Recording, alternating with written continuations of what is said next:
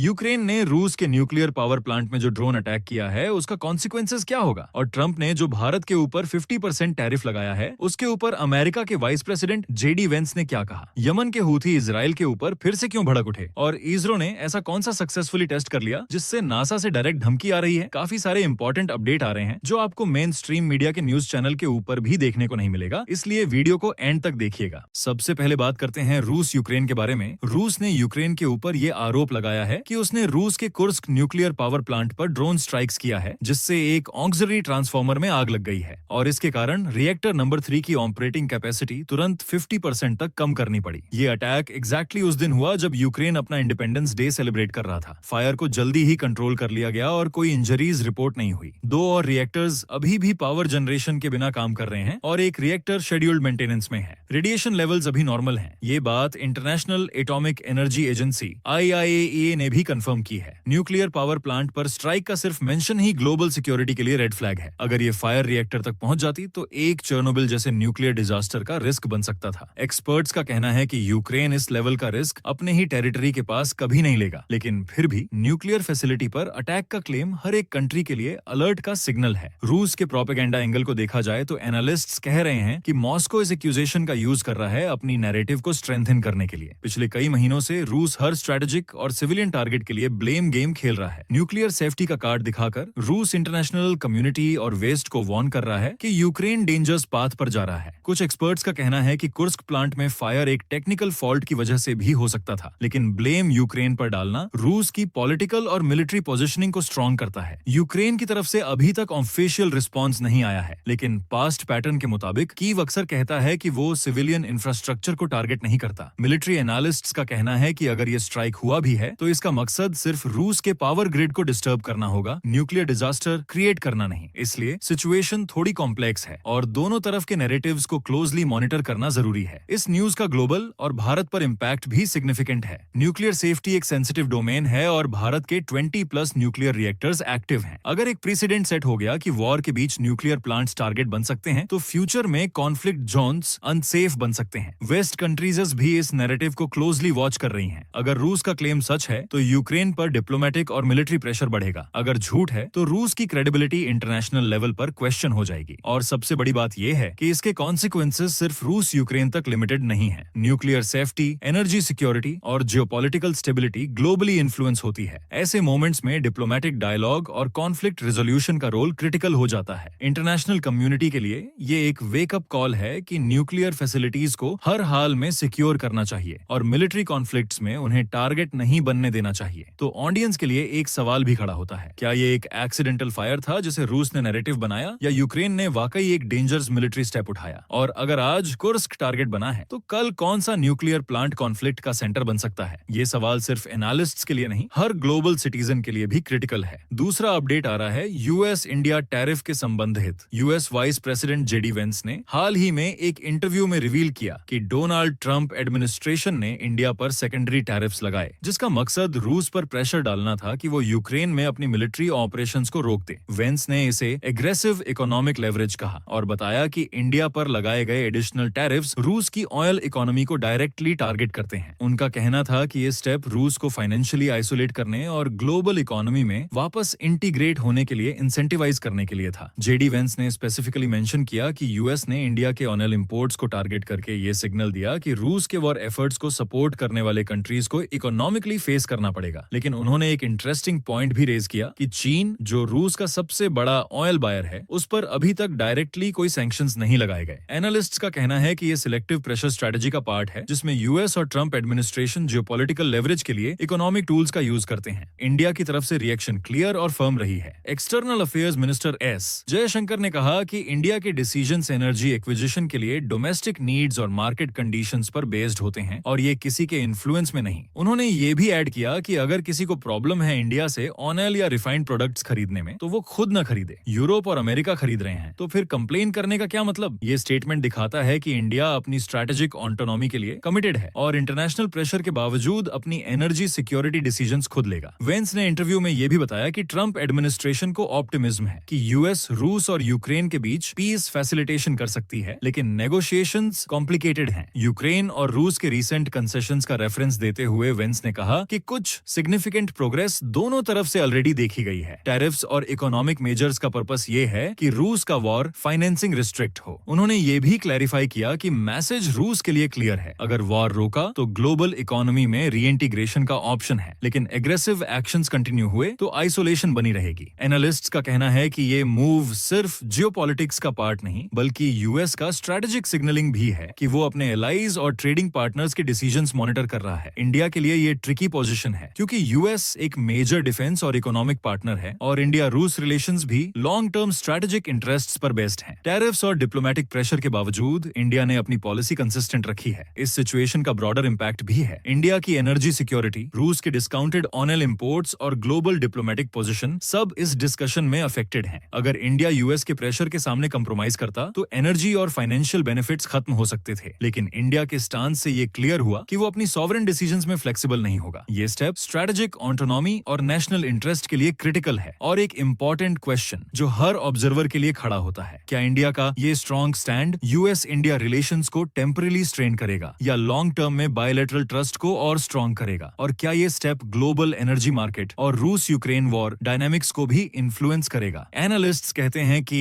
Geopolitics में economic measures का role सिर्फ फाइनेंशियल नहीं, स्ट्रेटेजिक और डिप्लोमेटिक भी होता है। नेक्स्ट अपडेट आ रही है इजराइल यमन कॉन्फ्लिक्ट के ऊपर। यमन की कैपिटल सना में इजरायली मिलिट्री ने एक एग्रेसिव स्ट्राइक कंडक्ट किया है जिसमें कम से कम 6 लोगों की मौत और 46 लोग इंजर्ड हुए। इजरायली ऑफिशियल्स का कहना है कि अटैक का टारगेट प्रेसिडेंशियल पैलेस और ऑयल फैसिलिटी था, जबकि हूथी सोर्सेज के मुताबिक ये सिविलियन इंफ्रास्ट्रक्चर पर डायरेक्ट स्ट्राइक था। अल मसीराह टीवी, जो हूथी एफिलिएटेड चैनल है, उसने रिपोर्ट किया कि पावर प्लांट और ऑयल फैसिलिटी को डैमेज हुआ और हूथी मिलिट्री ने मैक्सिमम अटैक्स न्यूट्रलाइजन किए हैं। Israeli defence minister Israel cards ने इस अटैक के बाद एक्सट्रीम स्टेटमेंट्स दिए। उन्होंने कहा कि हर मिसाइल जो हूथी फायर करेंगे उसका कंपाउंड इंटरेस्ट के साथ जवाब दिया जाएगा और यमन के फर्स्ट बॉर्न्स को टारगेट करने तक की धमकी दी। ये रेटोरिक एस्केलेट कर रहा है रीजनल टेंशंस और क्लियर सिग्नल है कि इजराइल अपना मिलिट्री प्रेशर कंटिन्यू रखना चाहता है। हूथियों ने रिस्पॉन्ड किया कि इजराइल के अटैक्स उन्हें गरजा सपोर्ट करने से नहीं रोक पाएंगे और स्टेटमेंट में कहा, नो मैटर दी सैक्रिफाइसेस, हम अपनी स्टांस मेंटेन करेंगे। हूथी ऑफिशियल्स ने इजरायली क्लेम्स को ब्लैटेंटली फॉल्स डिक्लेयर किया। उनका कहना है कि प्रेसिडेंशियल पैलेस का एरिया पहले ही डिजर्टेड था और स्ट्राइक सिर्फ बार्बरिज्म और सिविलियन सफरिंग बढ़ाने के लिए था। Yemeni government of change and reconstruction ने इस स्ट्राइक को वॉर क्राइम डिक्लेयर किया और कहा कि इजराइल के एक्शंस का मकसद फेक विक्ट्री दिखाना और लोकल पॉपुलेशन को टेरराइज करना है। हमास ने भी इजरायली स्ट्राइक्स को कंडेम किया और हूथियों की करेज को प्रेज किया। साथ ही अरब और मुस्लिम कंट्रीज से कॉल किया कि वे कलेक्टिव एफर्ट में गाजा और फलस्तीनियों की सपोर्ट करें। यमन में ऑनगोइंग कॉन्फ्लिक्ट का बैकग्राउंड ये है कि पिछले महीने से इजराइल ने पावर प्लांट्स और पोर्ट्स पर अटैक्स कंटिन्यू किए और हाल ही में हाइपरसोनिक मिसाइल और ड्रोन लॉन्चेस के रिस्पॉन्स में इजराइल ने सना टारगेट किया। हूथी ऑफिशियल्स का कहना है कि उनके एयर डिफेंसेस काफी इफेक्टिव हैं और इजराइल के एयरक्राफ्ट को रिट्रीट करने पर मजबूर किया। रीजनल एक्सपर्ट्स का एनालिसिस ये है कि इजराइल हूथी कॉन्फ्लिक्ट का impact broader middle east geopolitics और गोजा क्राइसिस पर डायरेक्टली पड़ रहा है और एस्केलेशन का लॉन्ग टर्म ह्यूमैनिटेरियन और पॉलिटिकल कॉन्सिक्वेंस हो सकता है। स्ट्रेटेजिक डायमेंशन ये है कि इजराइल के एग्रेसिव स्ट्राइक्स और हूथियों के रिटेलिएटरी स्टेटमेंट्स मिडिल ईस्ट में पावर डायनामिक्स शिफ्ट कर रहे हैं। हूथी स्टांस दिखाता है कि गजा और फलस्तीनियों की सपोर्ट उनकी टॉप प्रायोरिटी है और इंटरनेशनल प्रेशर और इजरायली मिलिट्री सुपीरियोरिटी के बावजूद वो अपनी पॉलिसी मेंटेन करेंगे। रीजनल अलायंसेस और इंटरनेशनल डिप्लोमेसी पर भी इसका सिग्निफिकेंट इफेक्ट हो रहा है। एनालिस्ट्स कहते हैं कि मिडिल ईस्ट में इजराइल हूथी कॉन्फ्लिक्ट का एस्केलेशन सिर्फ लोकल नहीं बल्कि ग्लोबल कंसर्न है। इंटरनेशनल ह्यूमैनिटेरियन लॉज और सिविलियन प्रोटेक्शंस रिपीटेडली वायोलेट हो रहे हैं। इजरायली रेटोरिक और मिलिट्री एक्शंस के रिस्पॉन्स में हूथियों और एलाइड ग्रुप्स की फर्म स्टांस दिखाती है कि प्रॉक्सी कॉन्फ्लिक्ट्स और रीजनल इंटरवेंशंस अब और कॉम्प्लेक्स और इंटेंस होते जा रहे हैं। नेक्स्ट अपडेट आ रही है इसरो के गगनयान प्रोजेक्ट के ऊपर। 20 अगस्त 2025 को इसरो ने सतीश धवन स्पेस सेंटर श्रीहरिकोटा में गगनयान प्रोग्राम के लिए पहला integrated air drop test IADT-01 सफलतापूर्वक पूरा किया। टेस्ट का मेन ऑब्जेक्टिव था क्रू मॉड्यूल के पैराशूट बेस्ड डीसेलरेशन सिस्टम का end to end performance validate करना। इसमें सिम्युलेटेड क्रू मॉड्यूल को हेलीकॉप्टर के थ्रू ड्रॉप किया गया और पैराशूट्स को प्री डिफाइंड सीक्वेंस में डिप्लॉय करके सेफ लैंडिंग इंश्योर की गई। गई। गगनयान मिशंस में क्रू मॉड्यूल की टर्मिनल डिसेंट फेज के दौरान पैराशूट्स वेलोसिटी रिड्यूस करते हैं ताकि टचडाउन सेफ हो और क्रू की सेफ्टी मेंटेन रहे। टेस्ट में टोटल 10 पैराशूट्स यूज हुए। Apex cover separation, SES, drogue, pilot और मैन पैराशूट्स। एसईएस पैराशूट्स ने एपेक्स कवर को कंट्रोल किया और डिसेंडिंग मॉड्यूल से कांटेक्ट प्रिवेंट किया। इसके बाद